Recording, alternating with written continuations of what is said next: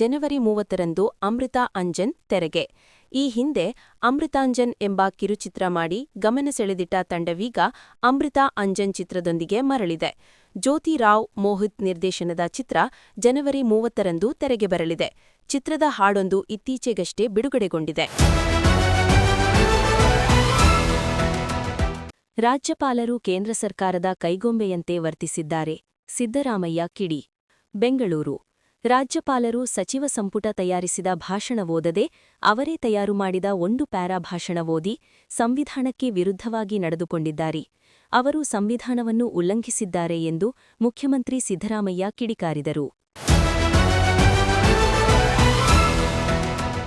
ಮಲೆ ಮಹದೇಶ್ವರ ಬೆಟ್ಟಕ್ಕೆ ತೆರಳುತ್ತಿದ್ದ ಪಾದಯಾತ್ರಿಕರ ಮೇಲೆ ಚಿರತೆ ದಾಳಿ, ಮಾದಪ್ಪನ ಓರ್ವ ಭಕ್ತ ಬಲಿ.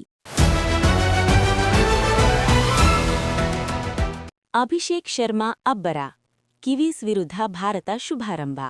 ನಾಗುರ: ಎಡಗೈ ಬ್ಯಾಟರ್ ಅಭಿಷೇಕ್ ಶರ್ಮಾ ಅವರ ಮಿಂಚಿನ ಬ್ಯಾಟಿಂಗ್ ನೆರವಿನಿಂದ ಭಾರತ ತಂಡವು ಬುಧವಾರ ನಡೆದ ಮೊದಲ ಟಿ20 ಪಂದ್ಯದಲ್ಲಿ 48 ರನ್ಗಳಿಂದ ನ್ಯೂಜಿಲೆಂಡ್ ತಂಡವನ್ನು ಮಣಿಸಿತು. ಗಾಜಾ ಮೇಲೆ ಇಸ್ರೇಲ್ ದಾಳಿ, ಇಬ್ಬರು ಮಕ್ಕಳು ಸೇರಿ 11 ಬಲಿ.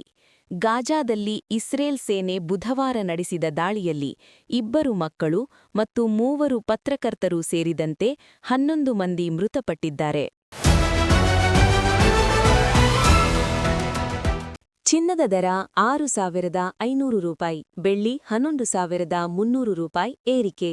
ನವದೆಹಲಿ: ಇಲ್ಲಿನ ಚಿನಿವಾರಪೇಟೆಯಲ್ಲಿ ಬುಧವಾರ ನಡೆದ ವಹಿವಾಟಿನಲ್ಲಿ ಚಿನ್ನ ಮತ್ತು ಬೆಳ್ಳಿ ಧಾರಣೆಯ ಏರಿಕೆ ಮುಂದುವರೆದಿದೆ.